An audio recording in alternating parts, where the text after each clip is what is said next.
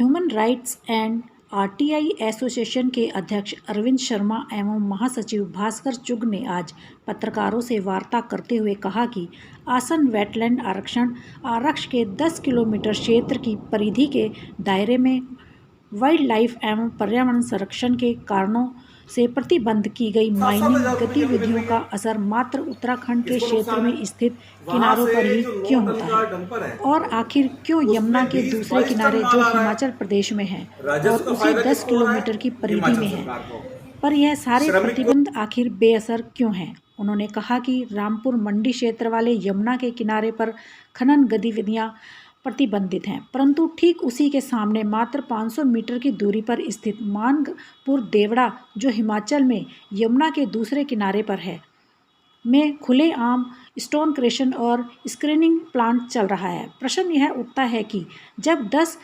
Kilometre के दायरे में खनन होने से पर्यावरण वाइल्ड लाइफ प्रभावित होते हैं तो मात्र उत्तराखंड वाले किनारे पर ही प्रभावित होते हैं, हिमाचल के किनारे क्यों नहीं। Human right and RTI association ने बीड़ा उठाया है। आपके सामने यमुना नदी है, यहाँ से 1-1.5 किलोमीटर की दूरी पे, और इसी यमुना नदी पर आसन वेटलैंड आरक्ष है, प्रतिबंधित क्षेत्र है, संरक्षण आरक्ष प्रतिबंधित क्षेत्र है। इस प्रतिबंधित आरक्ष के क्षेत्र के 10 किलोमीटर के रेडियस में खनन को प्रतिबंधित किया गया है। इसमें माननीय हाई कोर्ट उत्तराखंड के भी आदेश हैं और इसमें खनन नहीं हो सकता, ऐसा आदेश है। और इस आदेश के पीछे सबसे बड़ा कारण है वो पर्यावरण संरक्षण है। जो विदेशों से पक्षी आते हैं वो हैं, जलवायु परिवर्तन से संबंधित मामले हैं, और जो वन्य जीव जंतु से संबंधित वाइल्ड लाइफ विभाग है वो है। लेकिन हमारा ये कहना है कि 10 किलोमीटर का रेडियस क्या सिर्फ उत्तराखंड का रेडियस गिना जाता है? इसी 10 किलोमीटर के रेडियस में हिमाचल प्रदेश का रेडियस भी आता है, हिमाचल प्रदेश का क्षेत्र भी आता है। रामपुर मंडी हमारे उत्तराखंड में है, यहाँ पर खनन सख्ती से प्रतिबंधित है। लेकिन आप इसी रामपुर मंडी के ठीक सामने यदि देखते हैं तो वहाँ पर मानपुर देवड़ा है। मानपुर देवड़ा में स्टोन क्रेशर्स लगे हुए हैं और बहुत बड़ी संख्या में लगे हुए हैं। यदि उन स्टोन क्रेशर्स से जो पर्यावरण है प्रभावित नहीं होता, विदेशी प्रभावित नहीं होते, तो उत्तराखंड में कैसे हो सकते हैं सिर्फ खनन होने से प्रभावित। हमारा इसमें कहना यह है कि यदि प्रतिबंध हो तो उत्तराखंड में और हिमाचल में समान रूप से प्रतिबंध होना चाहिए, और यदि प्रतिबंध नहीं हो तो ये दोनों क्षेत्रों में नहीं होना चाहिए। ये उत्तराखंड सरकार की जिम्मेदारी है। हिमाचल में जो खनन हो रहा है वहाँ से डंपर भर के आ रहे हैं, उसका नुकसान किसको हो रहा है? राजस्व का नुकसान उत्तराखंड सरकार को। यहाँ का उत्तराखंड का श्रमिक भूखा मर रहा है, जो खनन से जुड़ा हुआ श्रमिक है, उसके घर में दाने नहीं हैं। उत्तराखंड की जनता को ट्रैक्टर ट्रॉली खनन सामग्री की 7-7, 8-8 हज़ार रुपये में मिल रही है, जबकि यदि ये खनन उत्तराखंड सामग्री उत्तराखंड से उठाई जाए तो ये 2,000-2,500 रुपये की होनी चाहिए।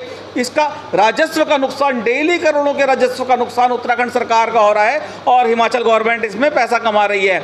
जो डंपर वहाँ से आते हैं ओवरलोडेड होते हैं पूरी तरह से। 9-9 टन की क्षमता वाला डंपर 20-20, 22-22, 25-25 टन माल लेके आ रहा है। सड़कें उत्तराखंड की टूट रही हैं, एक्सीडेंट उत्तराखंड में हो रहे हैं। नुकसान सारा उत्तराखंड को है, नुकसान सारा विकासनगर विधानसभा क्षेत्र को है, सहसपुर विधानसभा क्षेत्र को है, लेकिन हिमाचल को इसमें फ़ायदा ही फ़ायदा है। हमारा कहना यह है, हम इसमें उत्तराखंड के माननीय मुख्यमंत्री जी पुष्कर सिंह धामी जी से समय मांगेंगे और पूर्व मुख्यमंत्री हरीश रावत जी से इसमें हम मिलेंगे और इनसे हम निवेदन करेंगे कि इसमें न्याय की बात हो। न्याय ये है कि यदि खनन हो तो दोनों जगह हो, उत्तराखंड में भी हो, हिमाचल में भी हो, और ना हो तो ना तो हिमाचल में हो ना उत्तराखंड में हो। उत्तराखंड का श्रमिक, उत्तराखंड की जनता, उत्तराखंड की सरकार, उत्तराखंड का राजस्व इसमें नुकसान में नहीं रहना चाहिए। हमारा कहना इसमें यह है, और ये जिम्मेदारी क्षेत्रीय विधायकों की थी, सहसपुर विधानसभा के विधायक की थी, विकासनगर विधानसभा के विधायक की थी। इन्होंने प्रयास नहीं किया, लेकिन इसमें हम लोग अपना प्रयास पूरी तरह से करेंगे। उत्तराखंड सरकार को चाहिए इसमें हिमाचल सरकार से वार्ता करे, किसी केंद्र सरकार से वार्ता करे, किसी माननीय अदालत की शरण में जाना पड़े तो अदालत की शरण में जाए, लेकिन न्याय की बात हो। खनन हो तो यमुना के दोनों किनारों पर हो, ना हो तो एक किनारे पर भी नहीं हो। सरकार क्या मिलीभगत है? देखिए, मैं सीधा आरोप क्यों लगाऊं, लेकिन आप पत्रकार हैं, जनता समझदार है, सब जानते हैं कि सरकार की मिलीभगत है या किन्हीं लोगों की मिलीभगत है या किसकी मिलीभगत है। जो लोग उत्तराखंड में अवैध खनन के नाम पर और खनन के नाम पर बहुत लंबे लंबे बड़े बड़े शोर मचाते हैं, आंदोलन करते हैं, जो लोग उत्तराखंड की हाई कोर्ट तक में चले जाते हैं इस खनन को प्रतिबंधित कराने के लिए, उनको यमुना के दूसरे किनारे पे हिमाचल में होने वाला प्रतिबंध आखिर दिखाई क्यों नहीं देता, ये प्रश्न है। और मैं पूछना चाहता हूँ कि आपको पर्यावरण के संरक्षण करना है तो आप दोनों किनारों पे प्रतिबंध की बात करिए।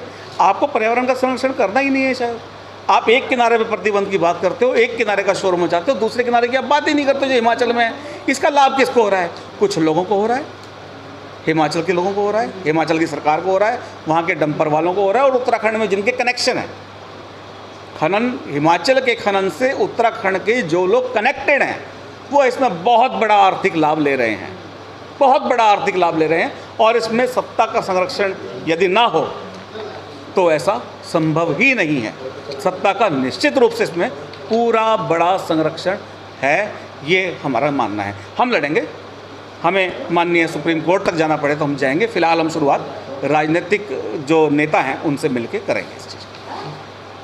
यमुना नदी है, इसमें जो खनन हो रहा है एक तरफ बंद है, एक तरफ नहीं है, हिमाचल में हो रहा है। इसी को लेकर आज हमने जनता की, हमारे उत्तराखंड के लोगों की जो बात है उसको सरकार तक पहुंचाने का काम करें कि सरकार के कानों में जो रुई लगी हुई है उसको निकाल कर जो है यहाँ की जनता को इसका लाभ दिलाना चाहते हैं। यही हमारा मकसद है कि चुनाव भी आ रहे हैं, अगर हमने इस मुद्दे को अभी उठाया तो कुछ हो सकता है कि सरकार इस पर ध्यान दे और यहाँ के लोगों को जो है इसका लाभ मिल सके, क्योंकि यहाँ के लोगों को 7 से 8 हज़ार रुपये ट्रक का अगर लोगे तो 30,000 रुपये जो हिमाचल से जो है खनन आ रहा है उसका आम यहाँ की जनता को झेलना पड़ता है। बहुत महंगाई के इस दौर में इस तरह की जो सरकार ने आंखें बंद करी हुई हैं उसे खोलने का काम जो है ह्यूमन राइट RTI करेगी। क्या आपको लगता है कि जो उत्तराखंड के खनन कारोबारी हैं उनकी हिमाचल के खनन कारोबारियों से कुछ मिलीभगत है? क्यों नहीं लगता, यहाँ की जनता सब जानती है। अगर नहीं जानती तो यहाँ पे प्रतिबंध क्यों होता? बड़े बड़े जो यहाँ के जो माफिया हैं जो सरकार से मिले हैं वो खुद जो है इसको प्रतिबंध कराने में उनका बहुत बड़ा हाथ है। अगर वो ना करती तो जो इतने बड़े जो लोग बनने का जो काम कर रहे हैं, जो लोगों के बड़े बड़े जो काम चल रहे हैं वो सब इसी के माध्यम से चल रहे हैं। आपको लगता है कि वो उनके साथ मिलीभगत करके मोटा मुनाफा कमा रहे हैं? बिल्कुल कमा रहे हैं, सब जानती है, जनता को सब पता है। जो आने वाला जो चुनाव होगा उसमें सब पता चल जाएगा कि जनता क्या चाहती है। क्षेत्र की जो राजनीति आज समय वर्तमान में चल रही है इसमें खनन का कुछ अहम रोल लगता है आपको? बिल्कुल लगता है, मुझको क्या सारी जनता को पता है, मैं क्यों अपने जो है सूत्र या उससे बताऊं। जनता सब जानती है, जनता को सब पता है कि कौन लोग इसमें शामिल हैं। धन्यवाद। Anil Dubey, Divya times India, Vikasnagar.